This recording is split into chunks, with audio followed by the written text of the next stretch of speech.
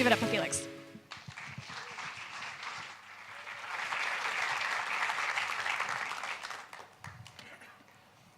I have no magic tricks prepared. I'm sorry. I'm going to talk about something a little more serious, maybe a little sad. I don't know how you're going to feel after this talk. Just to get a sense of what everybody's doing here, raise your hand. Who of you published an iOS or Android app into the store? Raise your hand. Nice. Basically everyone. Raise your hand again. Who of you uses third-party libraries in their app? Also everyone. Nice. And then who of you made security audits of the dependencies? Raise your hand again. It's a lot less, but still a good number, I would say. So I think we can all agree that using third-party libraries makes our lives as developers so much easier. I mean, most of the stuff we do wouldn't even be possible without any third-party libraries. And doing a security review every time you add a dependency, every time a dependency updates, is just not really realistic, especially if you work in a small company. So in this talk, I want to raise a little bit of awareness of how easy it is to hijack SDKs. That is possible, we all know that, but it's actually really easy.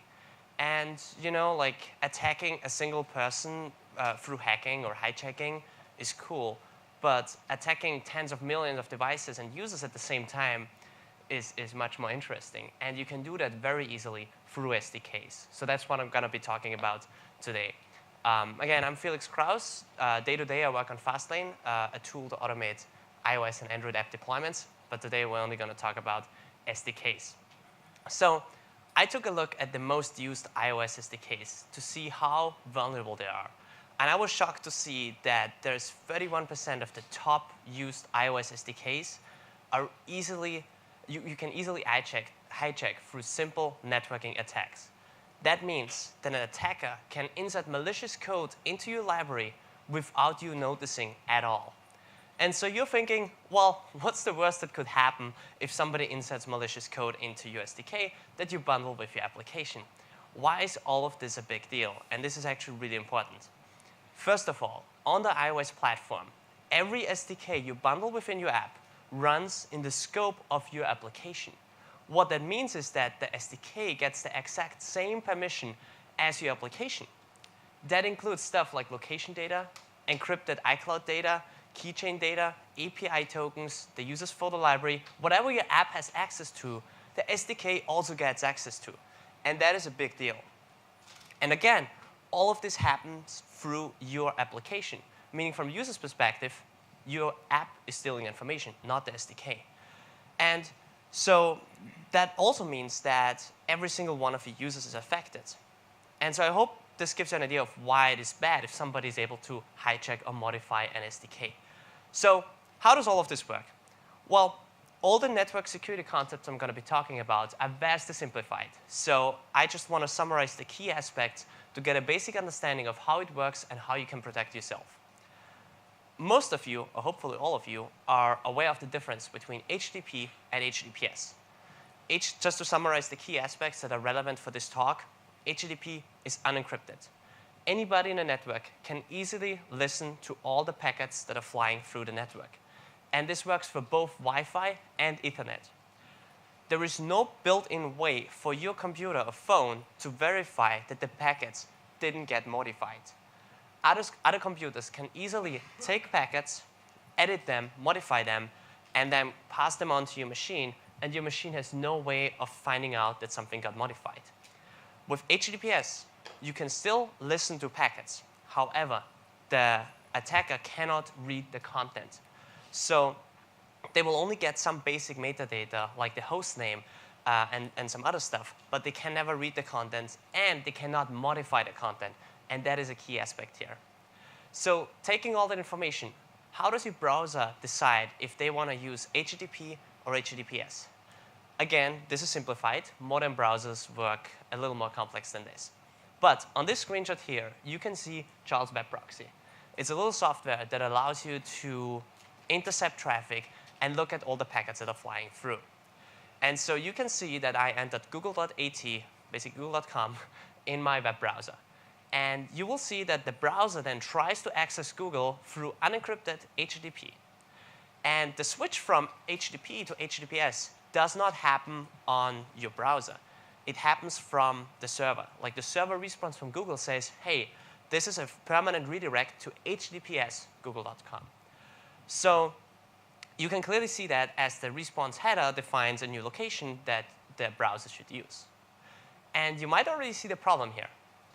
The response, just as the request, was sent through unencrypted HTTP, meaning that this is also something that can be modified by a bad actor in your network. So what it means is that the response, location, https google.com, can be replaced with HTTP. Or it could be replaced with any other URL that you want. What it means is that your connection is never upgraded to HTTPS. And that is called SSL stripping. And we're going to talk a lot about this in a few slides again. So remember those boring computer science classes where the teacher was telling you all about the OSI layers, TCP/IP stack, and you thought, well, that's boring, that's useless, I'm never going to need that. Well, it turns out it's actually being used, and it's actually really useful, and it just took me a few years to find out what I can use it for. Well, I don't want to talk about this now, but we do have to understand some basic concepts, and all we need to know is that there are multiple layers on the network stack, on the TCP/IP stack, and each layer is responsible for a different thing. And there is one layer that asks the question, which MAC address belongs to this IP address? And the device with that specific IP address responds then. So unfortunately, there is no way to verify that the response is actually valid, meaning that any host can just raise their arm and say, like, that's me, that's me, that's me. And whoever responds the first is the one the router is going to use. And the router is smart. It's going to cache all of that in a big table and remember that for a given time. What that means is that after a while, like you have wrong data in this ARP table. That's what it's called. And this whole process of polluting that table is called ARP poisoning. So this is all something that not only works on public Wi-Fis, but on any Wi-Fi and any network. When you look at the drawing above, we communicate with the internet through the router directly. How would it look if an attacker were to use ARP poisoning to hijack your connection? Well, pretty clearly, the attacker is in between you and the internet. So what it means is that all the requests that are unencrypted using HTTP, the attacker can easily read and modify and then pass on.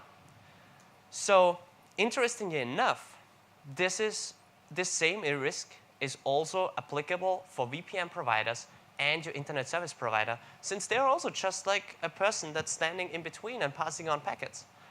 So again, you cannot, if it's HTTPS, they cannot modify the packets, but they can still read basic metadata, meaning your internet service provider, they can still read the host names you're accessing. And this approach is nothing new. It's called a person-in-the-middle attack, or according to Wikipedia, man-in-the-middle attack. So how can we apply all of this to iOS SDKs? Well, some of you might have heard of CocoaPods, right? So CocoaPods is the standard, de facto standard iOS dependency manager today. And it supports both open source dependencies and closed source dependencies. So if you use CocoaPods to add an open source dependency that's hosted on GitHub, then usually it's using HTTPS and you're fine. Like you're fine in a way that there is no person-in-the-middle attack through the network.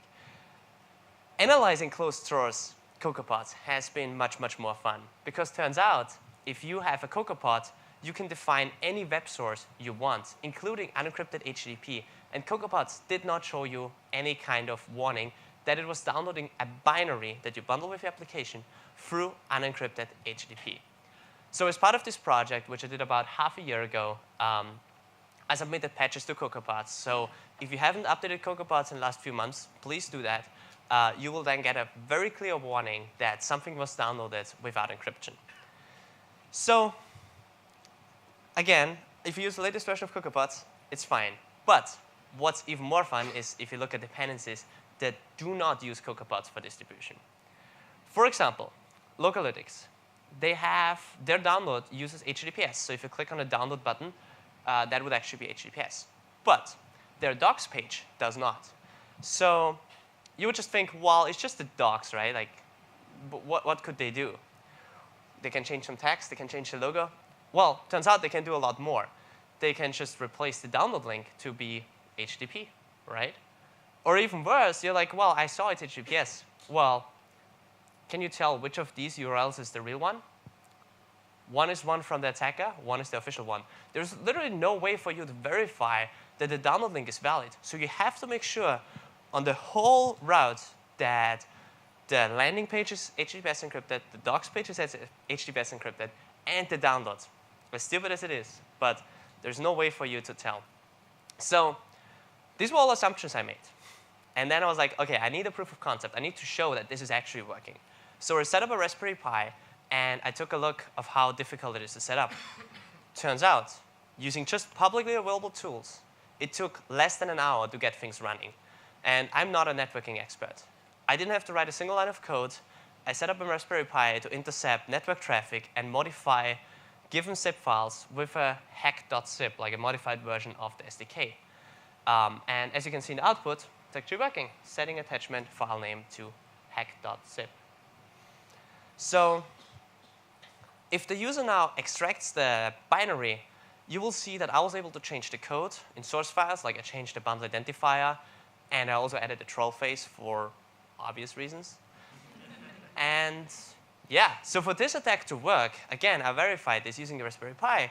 For this attack to work, the only requirements are the network is, the download is unencrypted using HTTP, or the website linking to it, and the attacker has to be in the same network as you are, or it has to be the internet service provider or VPN. So let's take a look at this other little company some of you might have heard of. So they provide this SDK that allows you to do authentication, access to Amazon Web Services as free and stuff. And I feel like they have the money to afford an SSL certificate, which is free nowadays, by the way. And in this case, the landing page is all encrypted. It's all good, all green. The browser shows you it's fine. And you would click on the download button, and it's still all green. But it turns out, if you look more closely in the download button, you would see that they didn't specify HTTPS on the download link. What happens here is that the download then, again, is not encrypted. You can easily modify the content. And turns out the browser doesn't warn you. The browser is just like, well, this is all green. I don't care. Which is kind of funny because they show you all this like mixed warning content and like not secure badge. But for downloads, nope. So I submitted radars and bug reports for all of this for all the major browsers because none of them do that. And it hasn't been resolved yet. So, change of topic. A few months ago, I published this thing. Some of you might remember this. So it turns out Apple asked for iCloud credentials randomly, right, using a standard UI alert controller. And as we all iOS developers, we know it's not difficult to like create a controller and show that. So this is interesting because you as an app developer, you could then use that to steal Apple ID credentials.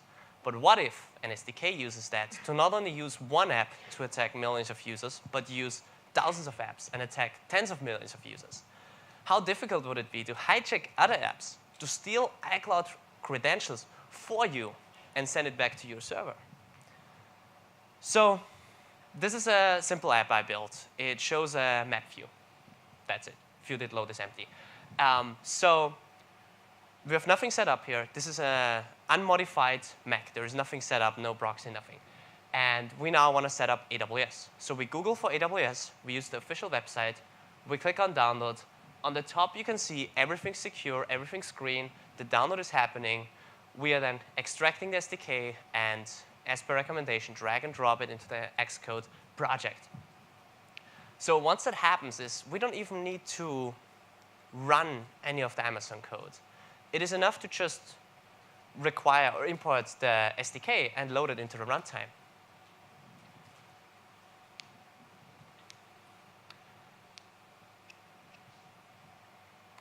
And then once we recompile, we'll see what happens.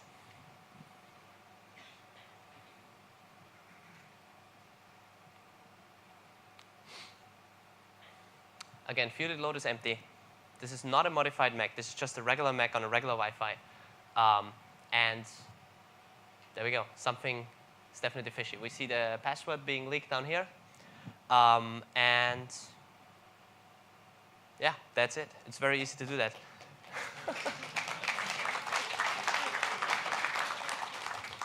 This is the scary piece. This is all you need. This is a $25 computer, right? Or use your existing Mac if you have one. Just to summarize, what are the requirements for this attack to work? Because the video was rather quick. The requirements are that the attacker is in the same network as you are, and that the download or the website linking to the download is not encrypted. That is all. And all the tools I used are publicly available and very easy to use. So also, I want to emphasize this because there's a common misunderstanding for that. This works for public Wi-Fis as well as protected Wi-Fis. There is no difference. ARP poisoning works either way. So this also could happen at your company's Wi-Fi as well. So in the previous example, we injected malicious code into an iOS app using a hijacked SDK. Another attack vector that's even more promising is your Mac. Because if an attacker can run code on your machine, the attacker can do much, much, much more and prepare more and more attacks. For example, they could activate remote SSH access. They could install a keylogger. They could access your keychain, your API keys, other build secrets. They can record your screen at any time without you knowing. They can access any file. Or they can install new root SSL certificates and do whatever they want from then on. So there's this other company that did this little thing. So the docs page is properly HTTPS encrypted, and they tell you to curl over a URL and pipe things over to SH, which by itself is an anti-pattern you should never do. But in this case, they tell you to curl an HTTP URL. So I just want to point out that this, as well as Amazon and Localytics, they're all resolved. I would not show this if it wasn't been fixed yet. Hasn't been fixed yet. So again, this is an anti-pattern. You never ever want to do that. And when I saw this, I got really excited. I was like, oh my God, all right. What's the worst thing we could do here? Here's the result. Within a few seconds, we can take over the whole machine, install a remote keylogger, and enable remote SSH access. So as you can see, we're pasting the URL they told us to paste. On the right side, this is the attacker. This is a remote session to the Raspberry Pi. And boom, you can see within seconds, we can already real-time stream all keyboard inputs on your Mac onto our remote Raspberry Pi. And then at the same time, we enabled remote SSH access, so we can just SSH into the machine and access literally any file we want. And we'll see proof here. So this is really scary. And this was really, really quick. One step you might have noticed is that as part of, oh, we see the source code here. I just want to note that I add nice code comments to the code that hijacks stuff. So this is all the code that needed to do both things, install keylogger and enable SSH access. Again, these are all open source projects I just used. It literally clones a Git repo and compiles the keylogger on your machine within a few seconds. So as you notice that this requires root access. So as part of the body build command, it would ask for your passwords. And obviously, OK, yeah, that's a thing. Like, I was thinking, how do you get access to the admin password? Because you're not running it as root, right? Well, it turns out the easiest way, just like with the iCloud phishing, is just to ask. Just tell the user, well, we need your admin password. And in this case, I was blaming the latest macOS, whatever it is, and say like, oh, like terminal scripts now require new permissions, so enter your password. I'm sure it would work 75% of the time. So now you're probably thinking, but Felix, how realistic is such an attack, right? How often does this really happen? I don't trust public Wi-Fis. I use a VPN. I must be safe, right? Well, even if you untrusted Wi-Fis, you don't know if somebody else was already hijacked. As mentioned before, once you get access to a machine, you can use that machine to hijack more machines. So when it comes to Wi-Fis, those attacks are really easy. Even if you try to avoid Wi-Fis, you're most likely in a Wi-Fi here because we have no signal here. So conferences, hotels, coffee shops, airports, airplanes, like everywhere where you have to rely on Wi-Fi, these are very obvious spots. And when it comes to SDK hijacking, what's a better location than a tech conference to do SDK hijacking? So again, if you use a VPN, you're just moving the risk from your local network to the VPN provider. So are you really trusting your VPN provider? It's just like, it's really your choice, I guess. So as mentioned in the beginning, I analyzed the top 41 most used SDKs. And I did so according to the list of appsite.io, which analyzes all the apps in the store and like calculate what SDKs are most often used. So I excluded all the Facebook and Google SDKs from that because they have a high amount of SDKs and they're all fulfilling all the HTTPS requirements. So the percentage is really bad, but what really shocked me was the reaction time. That was the scariest piece of the whole project. So I reported all of this in November 2017. Like I gave every party enough heads up to be able to resolve those issues. And so out of all the SDKs, 1 resolved it within 3 days. 5 resolved it within a month, which is still pretty reasonable. On the other hand, it's just adding HTTPS to your website. Okay, 2 of them resolved it within half a year. And 5 haven't resolved it to this day. They didn't respond at all. I had to go through like a sales funnel to like tell them because they didn't have a security email address or something. And I just want to say this again. These are not small SDKs that no one uses. These are all in the top 50 most used SDKs, most used libraries that are installed by tens of thousands of iPhone apps, literally, and therefore also on millions of users' devices. So if you use closed source SDKs, you are much more likely to be affected by these attacks. More importantly, when an SDK is closed source, there's no way for you to verify the integrity of the dependency.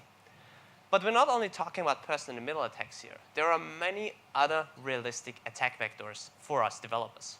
Just some examples. An attacker might gain access to the download server of the company. All of this happened in the past. The company providing the SDK gets compromised. The local government of the company providing the SDK forces the company to add a backdoor. Or the company providing the SDK is just evil and just like collects additional data you don't want to collect. Again, you are responsible for the binaries you ship. You have to make sure you don't break any laws, that you don't break the user's trust, and that you follow the GDPR regulations. And since a lot of people ask me like, oh, what are the like 5 affected SDKs or whatever the number is, I set up this GitHub page that you can take a look at. It's a crowdsourced list where people can add SDKs and there are different HTTPS levels because there are multiple levels to it. It's not just like yes or no. So it's a crowdsourced list, github.com/trustingSDKs/HTTPS. So to wrap things up, as a developer, it is our responsibility to make sure we only ship code we trust. One of the easiest attack vectors right now is through malicious SDKs because you can reach such high amount of apps and users at the same time. If an SDK is open source, if it's hosted on GitHub, and you use CocoaPods, you're pretty safe from network attacks. Not saying the SDK is safe. So be extra careful when bundling closed source binaries or SDKs you don't fully trust. So I encourage all of you to make sure to only include libraries that you really trust. Thank you.